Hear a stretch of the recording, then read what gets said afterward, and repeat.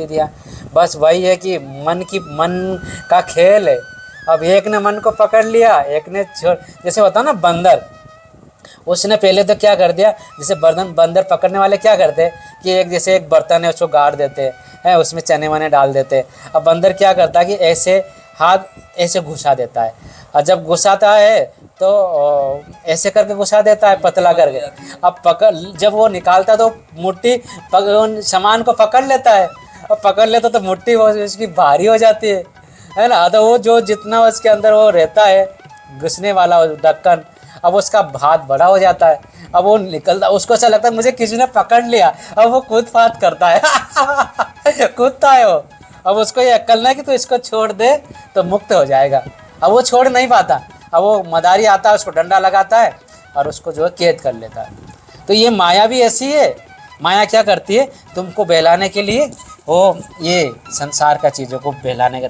अब मनुष्य उसको क्या करता, पकड़ लेता, पकड़ लेता। अब छोड़ने की उसके पास युक्ति नहीं है। हमारे पास इतना धन है, अब मैं कैसे छोड़ूं, मैं कैसे छोड़ूं, छोड़ दूंगा तो मर जाएंगे, मर जाएंगे। अब वो क्या करता है, इसी में पकड़ता है। माया रूपी यमदूत आता है, उसको डंडा लगाता, चल सब इसी में अनादिकाल से ये चक्र चल रहा है। लेकिन जय जय श्री राधे साथियों, आप सभी भक्तों के चरणों में दास ब्रजेश गौड़ का कोटि कोटि प्रणाम। विदुरानी के छिलका खाए, नहीं भोग दुर्योधन के भाई। ठाकुर जी ने कहा है ना, उन्होंने जो विदुर जी की जो गृहलक्ष्मी थी विदुरानी, उनको बोला जाता है, उन्होंने प्रेम के वशीभूत होकर माता विदुरानी के छिलके भी खा लिए थे। आज मैं आपको ऐसा ही प्रेम दिखाऊंगा ठाकुर जी के प्रति। एक ऐसा लाड लड़ाते हैं ये संत कि ठाकुर जी साक्षात इनसे बातें करते हैं। आइए मैं आपको दिखाऊं। पहले तो इनका रास्ता ही कहाँ से पता नहीं, हाँ ये रास्ता है, देखिए आइए कैसा सुंदर रास्ता होता है। और मैं आपको दिव्य संत का दर्शन करवाने वाला हूँ जो ठाकुर जी से बातें करते हैं और बहुत प्रसन्न रहते हैं। आज आपको पता चलेगा वास्तव में प्रेम रस में पागल कैसे हुआ जाता है। मैं आपको उन्हीं संत का दर्शन करवाऊंगा। आइए मेरे साथ, ये गेट है महाराज जी का। आइए, लाडली जी की बड़ी कृपा है कि हमें छोटी सी सेवा के बहाने से ऐसे दिव्य और दुर्लभ तपस्वी संतों का दर्शन कर पा रहे हैं। ये ठाकुर जी की बड़ी कृपा है हमारे ऊपर। आइए देखते हैं, हालांकि दोपहर का समय, शायद महाराज जी विश्राम ना कर रहे हो। आइए चलो। श्री राधे, श्री राधे, श्री राधे, श्री राधे। महाराज जी है क्या? जय हो महाराज जी। वाह, ये गेट है महाराज जी का, देखो क्या, वाह महाराज जी बहुत सुंदर। आइए प्रभु, आ जाओ, आ जाओ। राधे श्याम महाराज जी। महाराज जी प्रणाम। जय महाराज जी। ब्रजेश भैया की सदाई जय हो। अरे महाराज जी नहीं नहीं, गोपाल जी की जय हो। गोपाल जी की भी जय हो, और गोपाल जी के जो जन है उनकी भी जय ना, हो। आपकी भी जय हो। महाराज विश्राम कर रहे हैं गोपाल जी? हाँ, विश्राम ही, तो हमेशा भी उनके तो विश्राम ही रहता है। महाराज जी इस घोर कलिकाल में इतनी प्रसन्नता हमारे अंदर कैसे आएगी गोविंद? कुछ कृपा करो ना हमारे ऊपर। अरे प्रभु, बस आप जो सेवा कर रहे हैं ना, यही प्रसन्नता का मूल कारण है। हम तो इतने प्रसन्न हो ही नहीं पाते, सेवा निरंतर कर रहे हैं, इसलिए महाराज जी आपके लिए लाए थे इसमें राशन। जय हो, जय हो, जय हो, जय। देखो सेवा तो परम सौभाग्य की बात है। लेने वाले भी सौभाग्य, देने वाले भी सौभाग्य, जो सहभागी वो भी सौभाग्य। और हमारे ब्रजवासी है, और ब्रज के जो जन है और ब्रज में जो संत है, उनकी जो नित्य निरंतर जो भाव है ना, ये भाव ही हम लोगों को जिंदा रखता है। कि आपके अंदर जो भाव है, ये भाव ही तो परम सुख पहुंचा रहा है। अगर ये भाव नहीं होगा तो मनुष्यता नहीं रहेगी। आप क्या आप आए हो तो इसमें हम क्या दे रहे हैं आपको, या आप इतनी मेहनत करते हो इतनी, तो इसमें कारण क्या, आपको भाव, ये जो आप कह रहे हैं ना, आपका प्रसन्नता, इसी में प्रसन्नता छुपी है। कि ये हमारे अंदर जब ये निष्कामता आ जाती है, सेवा भाव आ जाता है, और उसमें भी परम सात्विकता, जो संत और समाज के बीच जो सेतु है, और उसमें तो मतलब कहना ही क्या कि ऐसा मतलब सौभाग्य, ये तो परम महापुण्य उदय होते हैं ना, तब जाकर के ऐसा सौभाग्य मिलता है। और इसमें जो सहभागी है वे भी साधारण नहीं है, क्योंकि ये ठाकुर जी ही प्रेरणा कर रहे, आपके अंदर भी वही प्रेरणा कर रहे, जो सहभागी है वे भी ठाकुर जी प्रेरणा कर रहे। तो लेकिन धन तो सबके पास होता है, लेकिन ठाकुर जी उन्हीं को अपना मानते हैं या उन्हीं को अपनाते हैं जो मतलब जो जिसके अंदर ऐसा भाव है कि मतलब थोड़ा बहुत कि हमारा धन संतों की सेवा में, ब्रजवासिन की सेवा में, भगवान की सेवा में लग जा। ठाकुर जी उन्हीं को ही प्रेरणा करते हैं। ब्रजवासियों की सेवा में भी। हाँ ब्रजवासी, हाँ ब्रजवासी तो भाई देखो, ब्रजवासिन की सेवा बहुत जरूरी है, क्योंकि देखो ब्रजवासी हमारे जो है ना, ब्रजवासी तो भाई देखो संतन से भी आगे हो। नहीं देखो, वो अपना भाव है, लेकिन संत जो भाव देखते हैं ना कि ब्रजवासी सदा वल्लभ सदा ब्रजजन जो है मुझे सदा प्राण से प्यारे। भगवान स्वयं कह रहे कि मुझे ब्रजजन को मैं त्याग नहीं सकता, मतलब वो तो मेरे प्राणों से प्यारे। तो ऐसे ब्रजजन की सेवा जरूर करना चाहिए, और करना नहीं चाहिए, ये सौभाग्य समझना चाहिए कि वो अगर हमारा एक घूंट पानी, एक चीज़ स्वीकार कर ले, सौभाग्य की बात है। बाकी तो वो तो भगवान ने जो लिया है वो तो तुमसे ऐसे ही ले लेगा, वो जड़क मार के। चाहे उनके पास करोड़ों हो चाहे अरबों हो, तो 1 सेकंड में ले लेगा। एक केस ऐसा फंसाएगा तुमको लाखों करोड़ों रुपए भी नहीं दे पाओगे, तभी भी तुम मुक्त नहीं पाओगे। ये तो सौभाग्य होता है कि वो तुम्हें सौभाग्य कि वो चीज़ को स्वीकार कर ले, सौभाग्य की बात। महाराज जी बहुत बड़ी बात कर रहे हैं। ये परम सौभाग्य की बात है, इसलिए जो इसमें सहभागी बहुत सौभागी। और आप तो देखो, आपके अंदर हमने देखा है कि आपके अंदर है ना वो चीज़ नहीं है कि भाई किसी को नहीं है, ये सौभाग्य। एक तो ब्रजवासी हो, ब्राह्मण देवता हो, और उसमें भी संतन की सेवा कर रहे हो, और उसमें भी मतलब उसमें भी दैन्यता है। ऐसा नहीं भाई ये दैन्यता कि प्रभु ये जब कहते हैं ना, जिस वृक्ष में फल लग जाता है वो झुक जाता है, और जिसमें फल नहीं लगता है वो चाहे कितना ही बड़ा हो, वो ठूट जैसा रहता है। तो ये नियम है कि जिसमें फल लगता है वो झुक जाता है। तो जिसके अंदर भगवान देवी गुण देते हैं, उसके अंदर नम्रता, दैन्यता, शालीनता, शीलता, ये गुण स्वाभाविक है उसके अंदर। प्रभु की करुणा से उसके आत्मा में प्रवेश करते हैं, और उसे आनंद शांति खोजना नहीं पड़ता। आनंद शांति उससे खोजते हैं कि हमें, जैसे ना कहते हैं ना, जो चीज़ कोई पैसों को खोजने जा रहे हैं, लेकिन पैसे भी कभी कभी खोजते हैं कि हम ऐसी जगह पहुंच जाए जहां हमारा सौभाग्य है। मतलब ऐसी चीज़ है, मतलब सब जो उपयोगी चीज़ है वो भी मतलब जड़ नहीं है, वो भी चैतन्य है। वो भी चाहती कि मैं ऐसी जगह पहुंच जाऊँ कि जहाँ मैं अपने आप को सौभाग्य घरों महसूस करूँ। वो भी महसूस करती है ना कोई, क्योंकि ये जो तेल है ना, ये दाल है, ये शक्कर है, ये जड़ नहीं है, ये चैतन्य है। ये हाँ, ये इसमें भी मतलब वो हमको मतलब हमारी तरह कह नहीं सकते, लेकिन उनको ऐसा एहसास है। वो जड़ नहीं है, वो चैतन्य है। अगर इन्हीं चीज़ों में तुम पानी डाल दोगे, मतलब मिला दोगे या रूपांतरण कर दोगे, तो इन्हीं में से ही जीव प्रभु का रूप प्रकट हो जाएगा। वो जड़ नहीं है। उस जो ये लता पता वृक्ष है, ये सब जड़ नहीं है। ये प्रभु के आस्वादन के लिए नित्य निरंतर खड़े हैं। ये उनकी प्रतीक्षा में और उसका आस्वादन करते। मनुष्य के अंदर इतना सामर्थ्य नहीं है कि वो उस चीज़ का आस्वादन, मतलब थोड़ा सा भी झलक पा लेगा ना, या तो बावरा हो जाएगा या बताए बिना रहेगा नहीं। अरे मुझे आज मैंने वो सपना देखा, आज मेरे साथ ये हुआ, मतलब उससे पचेगा नहीं। ये लता पता, ये वृक्ष है ना, ये आस्वादन करते, ये मौन है। ये ठाकुर जी पता कब विहार करने आए, कब सखियों के साथ, सखाओं के साथ में, ये सब आस्वादन करते। तो यहाँ जो भी है ना, वो सब जड़ चेतन सब आस्वादन करते। और हम लोग अगर उसका अनुभव ना हो, तो हमें उसका सिर्फ उस लीला चिंतन का हमें मतलब उसमें डूबना चाहिए कि प्रभु देखो कैसे, प्रभु के कैसे आस्वादन करते होंगे, या उसके लिए प्रेम ठाकुर से प्रार्थना करना चाहिए। तो हो सकता है कि कोई ना कोई दिन ऐसा आए कि हम लोगों का भी परम सौभाग्य उदय हो जाए। इसलिए कभी भी किसी चीज़ का अहंकार नहीं करना चाहिए कि कोई, हाँ, किसी भी चीज़ का अहंकार कि भाई देखो भाई हम लोग हम किसी को दे रहे, अरे भाई वो तो सौभाग्य की बात है कि हमारी चीज़ हम सत जगह सत पात्र तक पहुंच गई।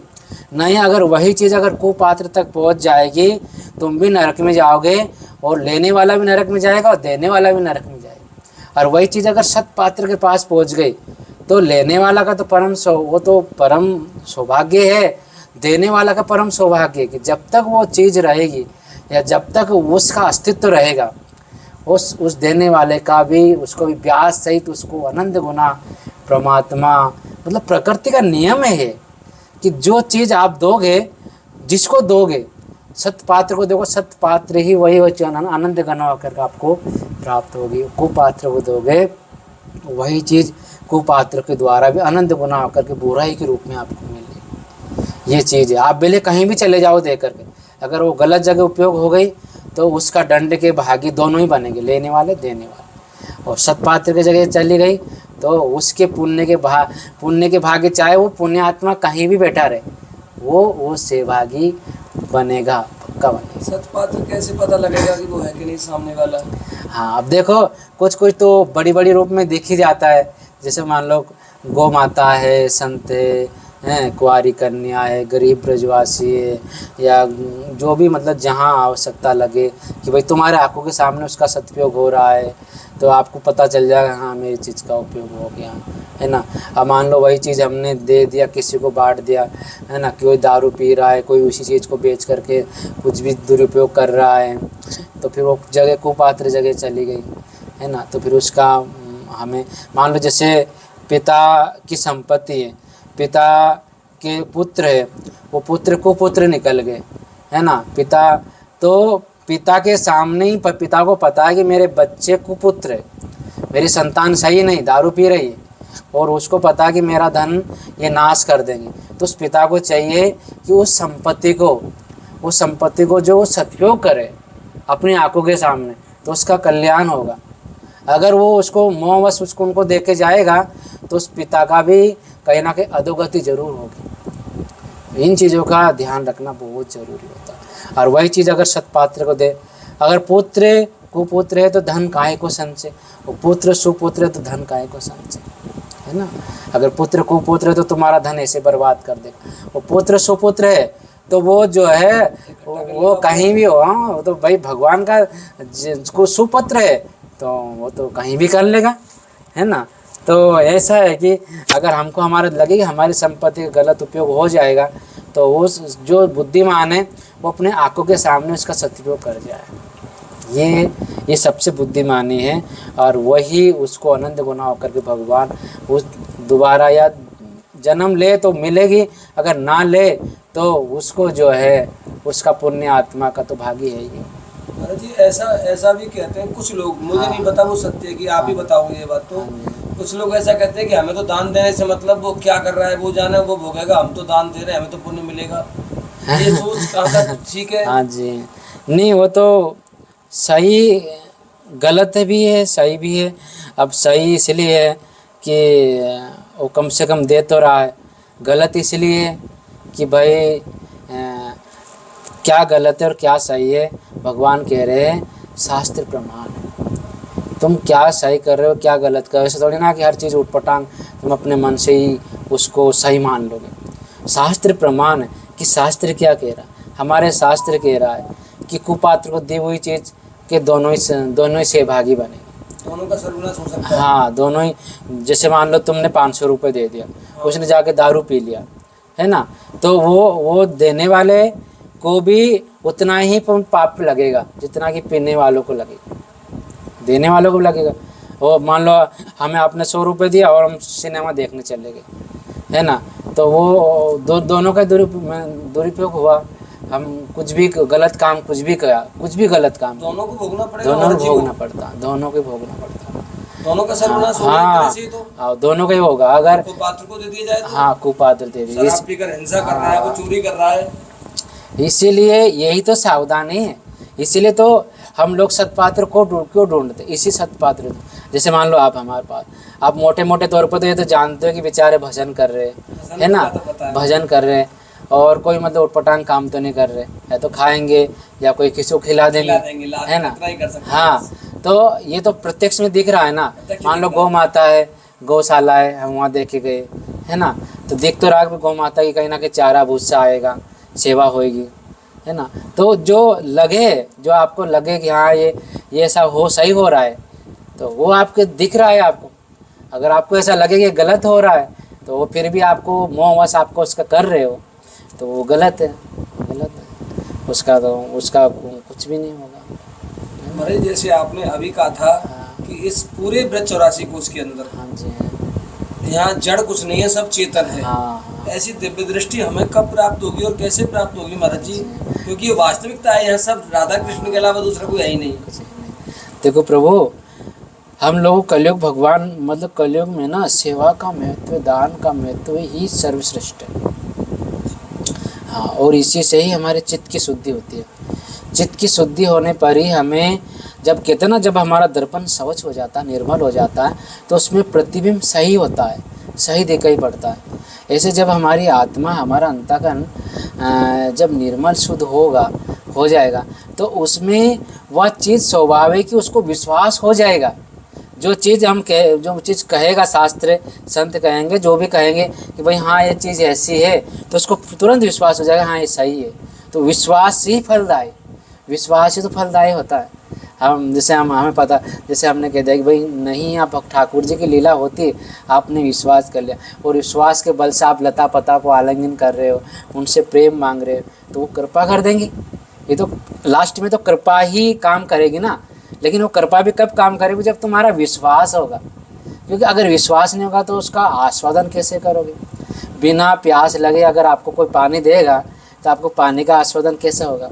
उसका पानी का रस कैसे लोगे आप, है ना। तो प्यास से उसकी वैल्यू पता चलती है ना। तो हमारा अंतःकरण सेवा से शुद्ध होता है, सेवा से, परोपकार से, दान से। हमारा तो हुआ ही नहीं अंतःकरण, हम सेवा कर रहे हैं कई सालों से, आपकी और गुरुदेव की महाराज जी की आज्ञा से मैं सेवा कर रहा हूँ। मेरा अंतःकरण शुद्ध क्यों नहीं हो रहा है? ये देखो, यही तो प्रमाण है कि कहते हैं, यही तो पता, आप देखो शुद्ध हो रहा है तभी तो आप उस चीज़ को स्वीकार कर रहे हो। जिसका अंतःकरण मलिन है वो तो कभी स्वीकार ही नहीं करेगा। वो तो ये कहेगा कि मैं तो परम पवित्र बोले, वो तो ये कहेगा जो पुण्य, भगवान का नाम तो बोले, जो पाप आत्मा है, हम कहेंगे पाप आत्मा है। तो ये परम, जब भक्त को पता चल जाता है ना अपने दोष का, समझ लो कि उसका अंतःकरण शुद्ध हो रहा है। फिर भी बहुत काम क्रोध है अंदर अभी। प्रभु देखो, हमने अनंत जन्मों में, हमें क्या पता हम कितने जन्मों से हम विश्व में ही और भोगों में ही और पाप कर्म करके उनमें प्रवृत्त थे, है ना, अनादिकाल से। और अभी हम जो कर रहे हैं तो 10-20 साल समझ लो, सबने सेवा कर रहे हैं हम, 10-20 साल की सेवा है। तो और उसमें भी प्रभु कितना, मतलब सौभाग्य की बात है। अब प्रभु कब कृपा कर दे, कब निहाल कर दे, निहाल तो हो ही रहे हो। अच्छा देखो, जिस समय जो कर्म करने से हमें हमारी आत्मा को शांति मिले, समझ लो कि वो कर्म आपको शुद्ध कर रहा है। जिस कर्म से आपको भय हो, चिंता हो, ग्लानि हो, समझ लो कि वो आपके अंतःकरण को अशुद्ध कर रहा है। जैसे कोई भी आदमी जैसे दारू पी रहा है, उसकी आत्मा उसको एक क्षण के लिए तो उसको झकझोरेगी कि तू गलत कर रहा है, लेकिन वो अपनी कामनावश उसको उस बात को ठुकरा देता है। कोई पापात्मा कर रहा है, कोई चोरी कर रहा है, तो एक झटका तो उसको से लगेगा नहीं गलत हो रहा है, उसको अपने आप से डर लगने लगेगा। लेकिन वो उसकी कामना होती है बलवती, तो कामना उसको बलात् उससे वो काम करवा तो लेती है, वो चेष्टा करवा तो लेती, लेकिन उसको उसकी आत्मा उसको धिक्कारती है। जब आपको अपनी आत्मा से संतुष्टि, प्रसन्नता लगे कि प्रभु मेरे द्वारा क्या, मतलब कितना सौभाग्य दिला रहे, तो समझ लो कि आपका कर्म परम सौभाग्य सूचक है। परम आपको दिनों दिन उत्तरोत्तर आपको वो नित्य निरंतर ठाकुर जी की ओर अग्रसर कर रहा है, समझो। तो ये भक्त का क्या पहचान होती है, भक्त के अंदर थोड़ा सा भी गुण दोष होता है तो उसको पहाड़ की तरह दिखाई देता है, और आप भक्त को मतलब थोड़ा सा भी गुण उसको ऐसा लगता है कि वाह मेरे अंदर क्या है, मतलब मैं तो बहुत कर रहा हूँ। और भक्त को तो थोड़ा सा दोष भी और थोड़ा सा मतलब पुण्य भी उसको मतलब बहुत सारा पुण्य भी उसे लगता है कि मैं कुछ नहीं कर रहा, मैं कुछ नहीं कर रहा। ये भक्त की पहचान है। तो आपके अंदर वो ठाकुर जी ने दिया। कलयुग में अगर दान देने से ही अंतःकरण शुद्ध हो सकता है, हाँ जी, और ये बात आप हम गृहस्थों को बता रहे हैं, हाँ जी। तो फिर आप सभी संत क्यों बन जाते हैं? आप सेवा को छोड़कर इस सेवा में क्यों लगे हुए हैं महाराज जी? देखो ये सो रहे हैं आपके ठाकुर जी यहाँ पर। देखो, इसलिए कहा जाता है जो विषय जो होता है ना उसको सर्वश्रेष्ठ कहा जाता है। आप भागवत पढ़ोगे तो वो सर्वश्रेष्ठ है, आप गरुड़ पुराण पढ़ोगे तो उसको 18 पुराण में सर्वश्रेष्ठ वेद व्यास जी सर्वश्रेष्ठ करेंगे उस समय, क्योंकि वो ये कहेंगे कि जो मेरे सामने वो सर्वश्रेष्ठ है। भागवत भी एक तरफ हो जाएगी उस समय, 18 पुराण की मूल भागवत है सबसे श्रेष्ठ, लेकिन जब वो गरुड़ पुराण लिखेंगे, अग्नि पुराण लिखेंगे तो वो उनके लिए श्रेष्ठ हो जाएगी। जब वो गणपति जी की उपासना का बारे में लिखेंगे तो 5 देवों में से गणपति सर्वश्रेष्ठ कर देंगे। ऐसे ही जो तत्व यानी कि जिसके जो पूछा जा रहा है, जिसके लिए पूछा जा रहा है उसको सर्वश्रेष्ठ कहा जाएगा। यानी कि जिस किस पाठ के लिए कहा जा रहा है, हमें प्रभु ने ये पाठ दिया है ना, हमें प्रभु ने ये पाठ दे दिया, तो अब हमारे लिए वो नियम लागू नहीं है। हमसे कोई कहे कि तुम दान क्यों नहीं करते भाई, अब हमारे लिए वो नियम लागू नहीं है। नियम किन के लिए लागू है? जो विषय में रत है और कमा भी रहे खा भी रहे, अब वो एकदम तो विरक्त हो नहीं सकते, एकदम तो भजन कर नहीं सकते, तो भाई उनके लिए मतलब वो पूछेंगे भाई हमारे लिए परम गति कैसे हो सकती है, हमको भी ठाकुर जी के चरणों में कैसे प्राप्त हो जाए। तो फिर उनके लिए वही कहा जाएगा जो वो कर सकते। तो उनके लिए यही कहा जाएगा कि आप सेवा करो, आपके लिए सर्वश्रेष्ठ सेवा है। अब वो सेवा उनके लिए, अब सबके लिए वो थोड़ी ना एक नियम लागू होगा, सबको अलग अलग पाठ दिया गया ना, सबको अलग अलग दिया गया है। तो अगर गृहस्थी को कहे कि तुम बाबा जी बन जाओ, कैसे बन जाएंगे? नहीं बन सकते ना। तो इसीलिए फिर उनके लिए वो विषय है ना, उनके लिए सेवा का विषय कि आप सेवा करो तो आपको प्रभु, क्योंकि आप कर सकते हो ना, सेवा कर सकते हो।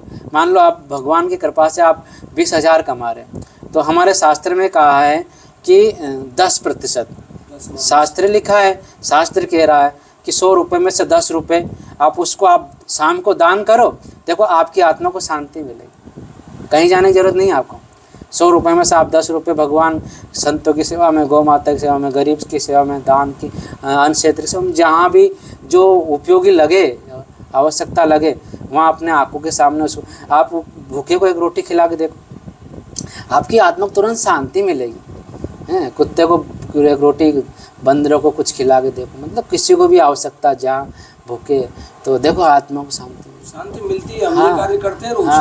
कुत्ता, बंदर, गाय, बछिया, संत सब आते हैं आश्रम पे, आपके आश्रम पे महाराज जी, वहाँ मैंने देखा सेवा करते हैं।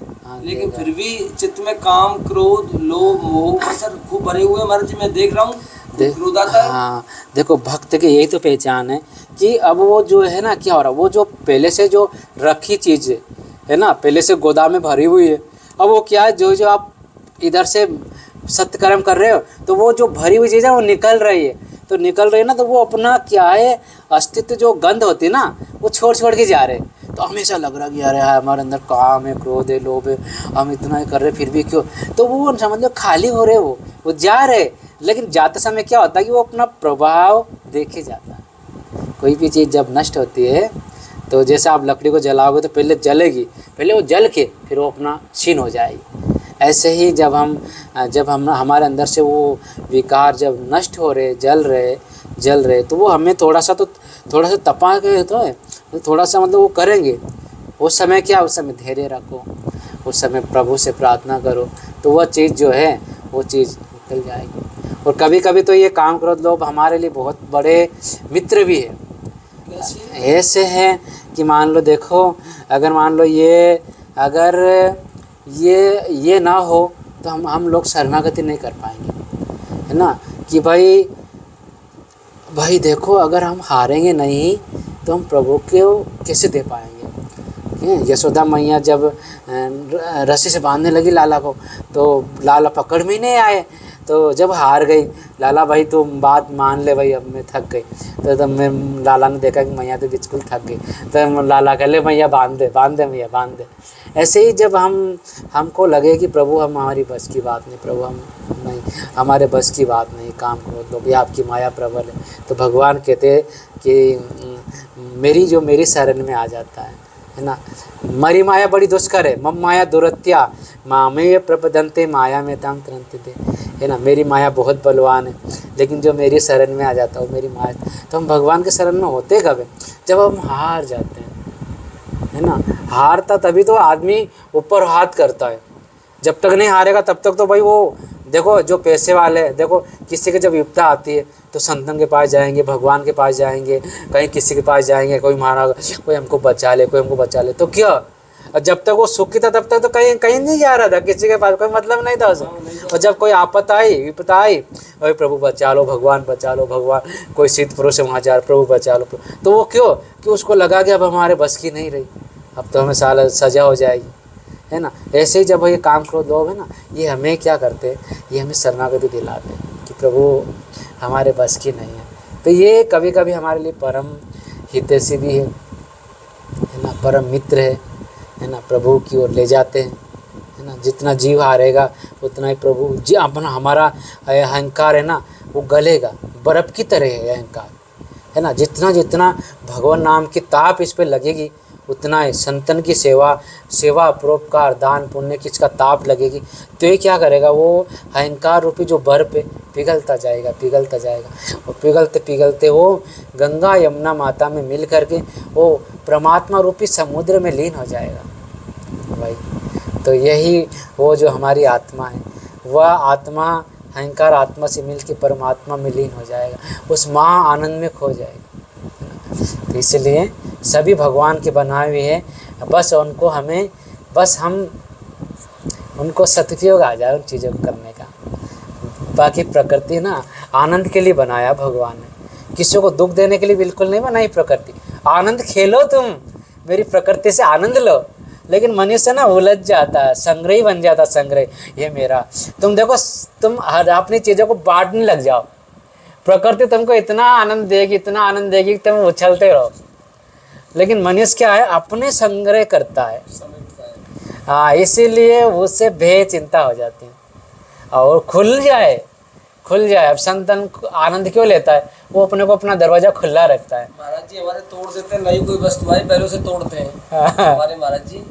कोई नया कूलर लाया पहले वो तोड़ दिया, नई चप्पल आई वो कपड़ा है वो जला दिया, कह रहे बेटा नया हमें चाहिए ही नहीं, इस चीज में आसक्ति ना हो। हाँ, तो यही तो है कि मतलब संतन की यही पहचान है कि संत जो है उस चीज़ को बांटता है, त्याग है, और गृहस्थी जो है संग्रह है, इसीलिए उसको चिंता रहती है।